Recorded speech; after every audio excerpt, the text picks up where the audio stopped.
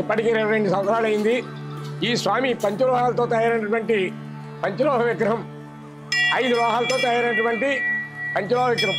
అలాగే ఈ స్వామివారి దగ్గర మనం ఏ సంకల్పం అయితే అనుకున్నామో ఆ సంకల్పం నెరవేరడం వల్ల ఈ స్వామివారు పంచలోహేశ్వర స్వామి అయినప్పటికీ కూడా వచ్చినటువంటి భక్తులు అనుకున్న సంకల్పం అవడం వల్ల ఈ స్వామికి సంకల్పలింగేశ్వరని వచ్చినటువంటి భక్తులు పెట్టిన పేరు. శైవ క్షేత్రంలో మొట్టమొదటిగా ప్రతిష్ఠ అయినటువంటి ఈ దేవాలయం పవిత్రమైన అతి పవిత్రమైనది.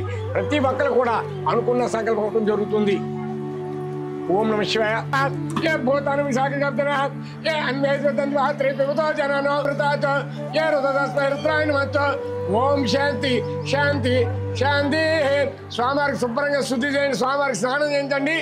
ఓం సాధనం.